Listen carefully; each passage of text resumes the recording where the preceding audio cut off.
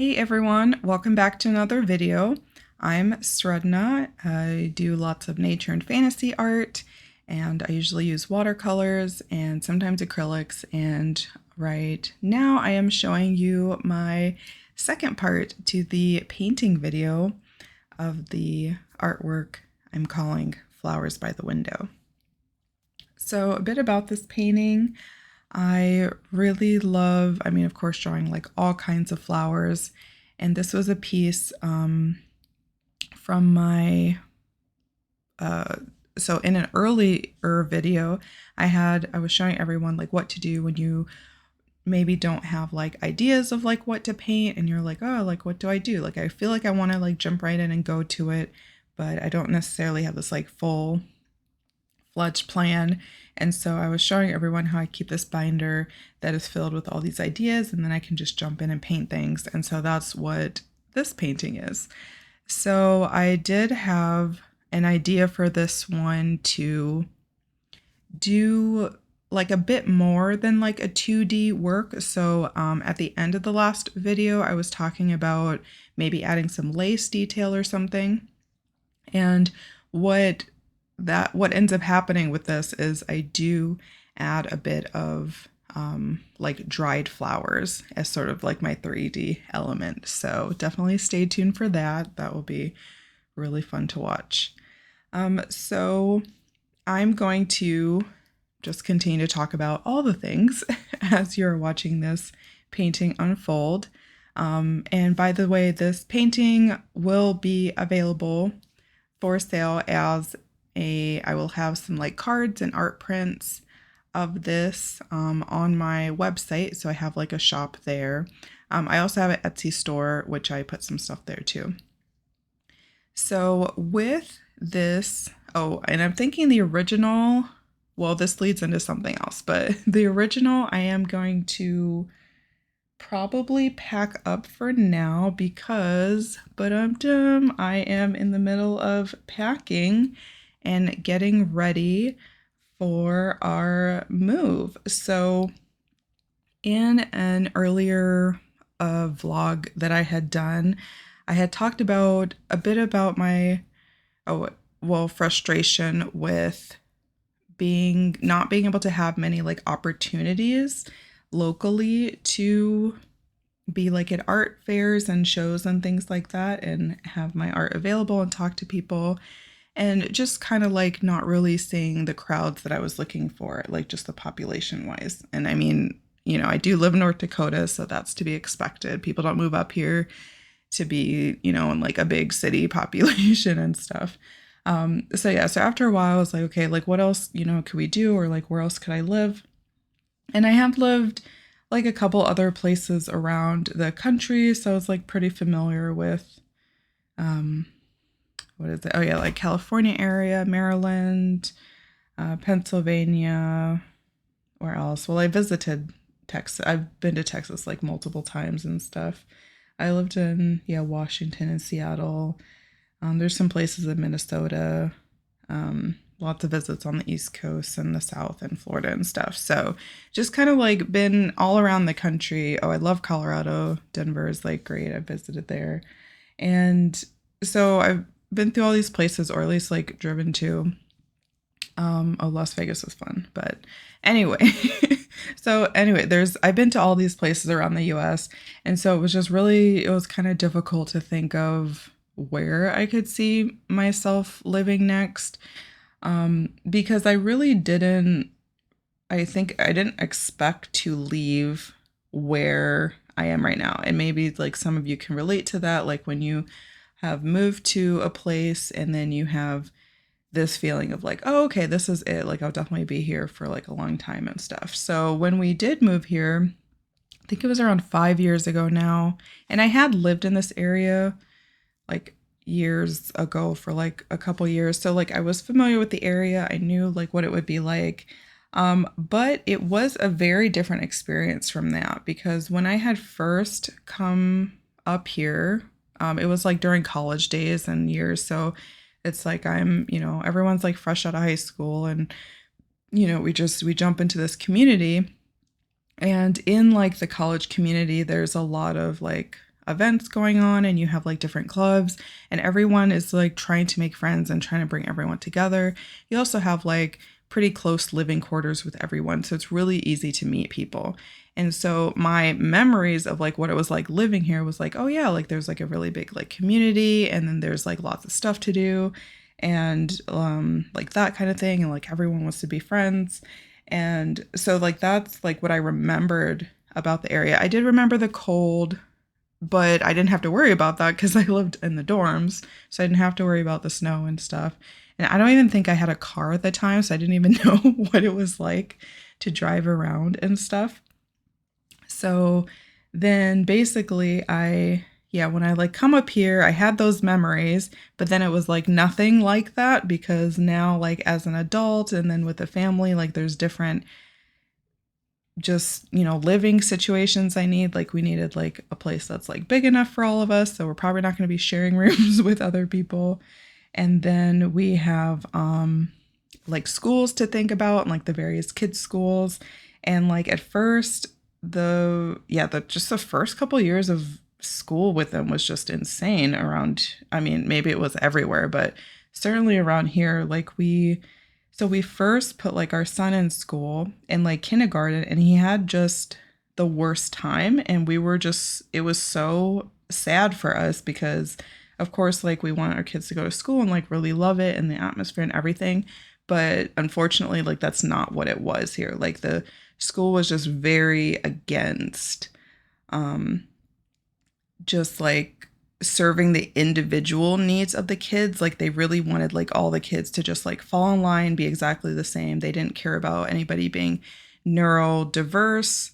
They didn't have like the vocabulary to explain it or like probably even the education about it. Like they would ask us like, oh, what to do, because we can see that, like your son doesn't really want to sit still and stuff. And I was like, wait, I thought you guys were the professionals on the, kids and stuff. So it's like their whole, I think just like the way that they run their schools and stuff is just like very behind the times and very earlier. And now we have like enough knowledge and everything to know, how we can be better. But yeah, it was just a really bad experience. So we were always called into the office and it was really just because, my son just found it hard to sit still. Like he was 5 years old and being asked to, sit still through like a 6-hour day. Like that's just not what kids in that age are really able to do and stuff. And, so anyway, it was just like very upsetting, like all the way around. And so then when, so we did that for like a year and then I think like COVID happened and then this was our opportunity to be like, well, maybe homeschooling is, we should try this option now because it was either that or do some sort of like virtual thing with their school. And so we did that. And I mean, that was pretty good for for both of us. Like we did have a lot of time to, COVID kind of forced everyone to kind of take time and have more, intimate moments, maybe like with our family or friends or things like that. So we were able to just like take that time, have some more one-on-one. And then he really was like flourishing. Like he was really enjoying school. He was enjoying learning about all kinds of stuff. He was like very excited about it. So we were like, okay, this is like great for him because he wasn't even like interested in learning anymore when he was going to the other school, which is just like so disappointing for like a 5 or like 6-year-old. Like that's just, clearly not okay. So anyway, so we do the homeschool, me and my partner, and then like I do it mostly during the day. And then like after work, my partner would do like, like a subject or two with him or something. And we were able to have like plenty of breaks throughout the day. Like when, my son maybe felt like a little bit, like he didn't really want to sit still or like he was hungry. And then like we did like field trips and stuff. And so we were like very active about it. And then and I think my daughter was like in preschool in that time, but then because of COVID, her place had shut down. So I think we might have been homeschooling both or maybe because she was in kindergarten. Yeah. So, and then after that, so once like things start to open up again and stuff, and then after doing this like pretty frequently for like the last year, I was like, well, it's not really like what I want to be doing like full time, like homeschooling. And I noticed I didn't really like have a lot of brain space and a lot of like energy for other points in my life, so, like being social and hanging out with friends. And, I was just like exhausted after, because you have to, like practice like so much patience, but also have like, really good energy when like working with kids. I was like really giving them my all. And then I didn't really like have enough for the activities I want to do with later, or for other people, or for myself as well. So the plan was to find a better school for them since things were opening up again.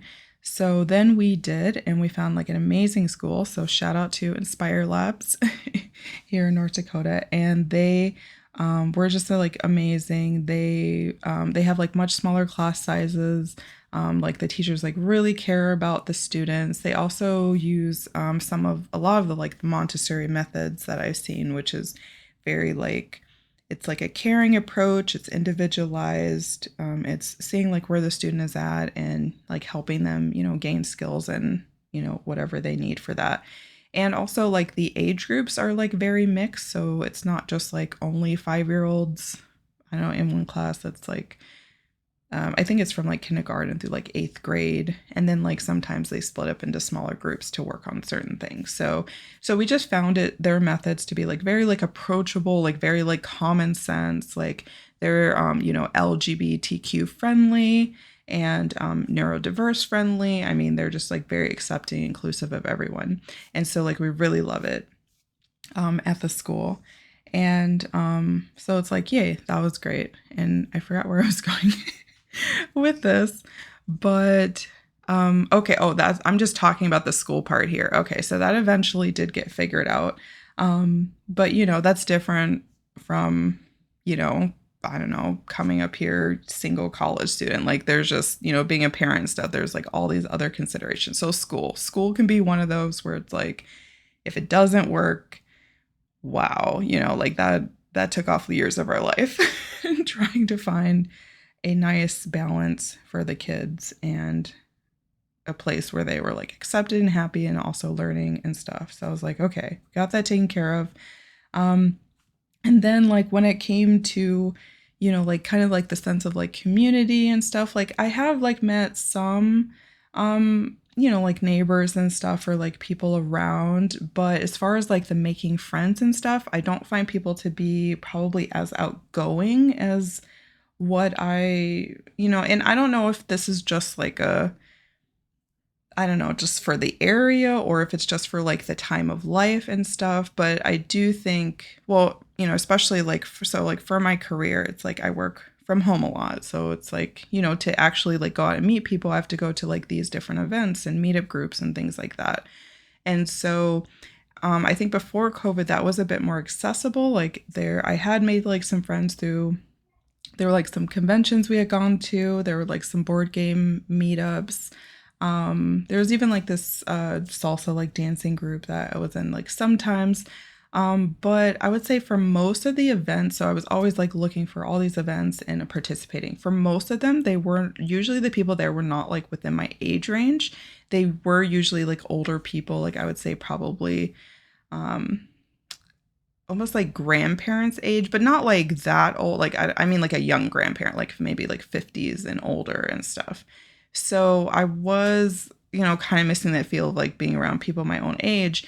And this was before COVID. Like, and then after COVID, then basically, like the groups had closed and, we weren't supposed to meet all these people. And it didn't really recover after that. Like a lot of these groups either just kind of closed permanently or maybe like the leaders of them moved to other places. And so kind of like where I've been at in the last year is like trying to, kind of get back to it and like meet people and like go to things, but like there's nothing available. And then I try to do, like these art shows and go to these like festivals and have my work in person, but then those aren't really available. Like there's not as many or like as many people to support my business. And then like, in like the winter time, like then things further shut down. And it just like overall, I was like, you know what, this area is really not working for me on like a personal and a business level. And so when thinking about other places to go that would have more like opportunities, I was looking at places that are more sunny year round. And we've been to like Florida a bunch of times and we love it. So we I mean, we're just exchanging, I guess, extreme extreme cold for extreme heat. So, but at least like with extreme heat, things are still open. With extreme like cold, like things just shut down, and I mean, you can't even like drive on the roads and stuff. So, I don't know. We'll see what that's like over there. This extreme heat. Who knows? Maybe it like melts sidewalks or something. I don't know yet. But at least that will be a place that we'll kind of hang out for a bit and see if it works for us. So that is what our plan is. So we are now in the middle of packing up things, but we're going to give ourselves some time. Like I estimate probably around like a year, and we'll slowly like pack, like, cause we're, planning on like not using movers unless we absolutely have to keep costs down and stuff. And so what that means is like we're every like month, like we'll go through like a couple rooms in the house, and then we'll like clean up some things, and then we'll donate or things, and then we'll put it in our boxes. And then we also are renting a storage unit so that we can, after the boxes are all packed, we can put it in there so that there's just less and less in the house. And then once everything is all packed up and put away, then we'll put it, do like a listing and stuff and list it for sale. But in the meantime of like all of that, there's like business things to consider. I'm like, wait, where is like my printer and my scanner going? Or where is my, where's like my painting area? Or where do I keep my inventory? So for now, I've decided, which is like in the room you're looking at now is like the art studio, that I'm going to move stuff from my office. And I have like an office video somewhere in here, and I had like a separate office. Well, first I had started with like, I used my office as like an art studio as well. And then I we renovated a porch and then turned it into an art studio. And that's where I'm right now. But now we're going to move my office stuff into the studio. So I have like my computer in here too, all my printers and like stuff.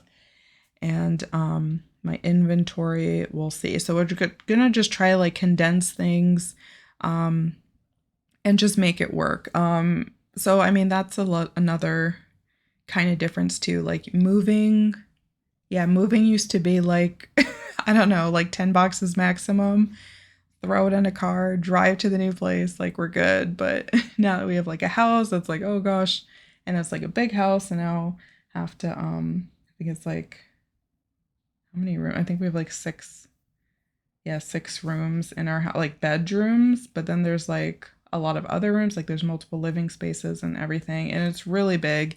I'm sure this is like the biggest place we'll ever live, because after this, we're going to be really focused on downsizing. We're going to be focused on Aaron being able to work less hours is what we're hoping for, that he can go from like 40 to like maybe like a 30 hour kind of job. That would be ideal. We're also open to even moving overseas potentially at some point here. I've been looking in, I mean, I just love traveling all over, but I especially have been looking into like how European countries have usually like a better like work-life balance, and also have like healthcare covered, as well as was it?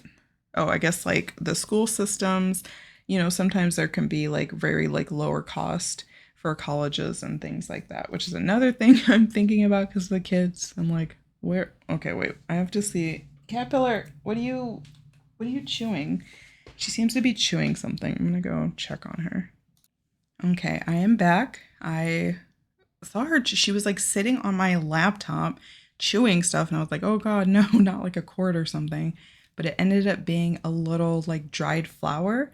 And I think it's one that I use in some of my listing photos. So I guess that prop is done. Thanks, Caterpillar. Um, but at least she's not getting in the paint right now. Earlier I had been putting, so I would like make the paint and then I would like leave it on top of my desk.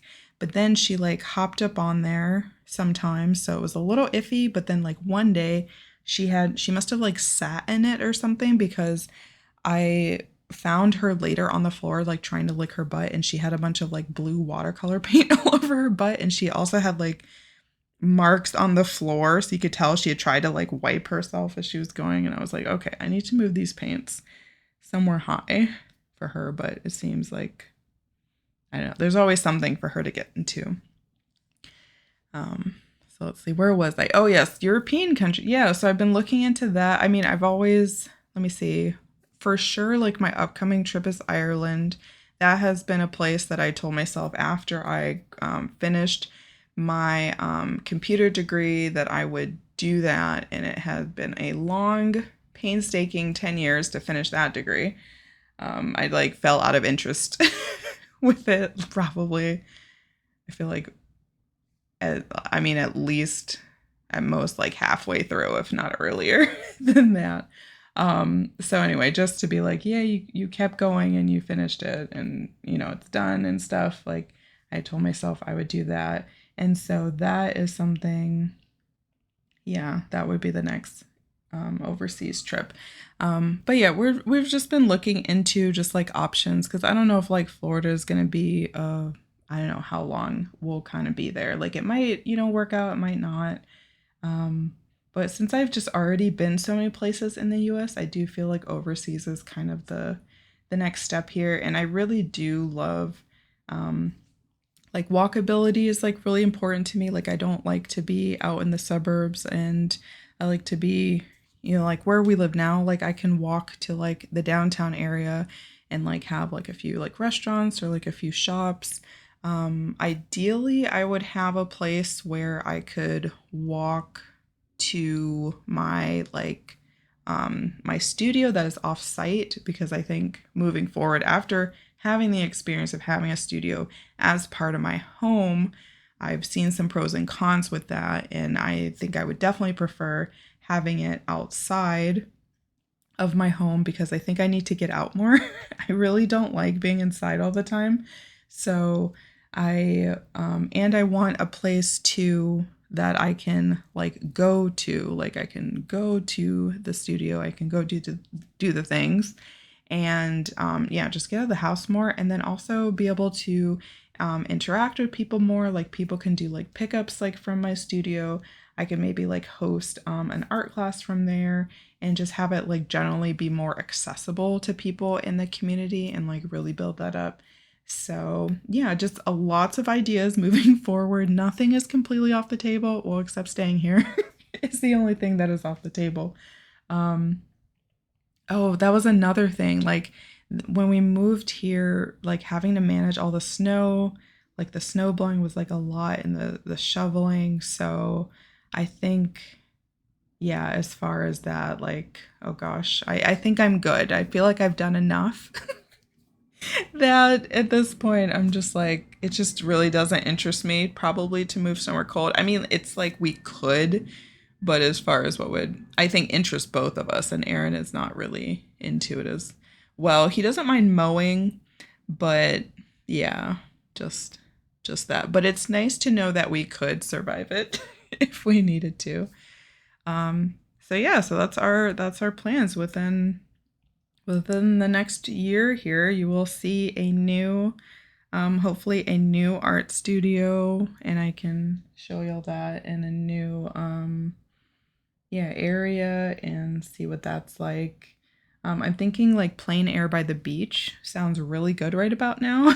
So we'll see what is in store in the future.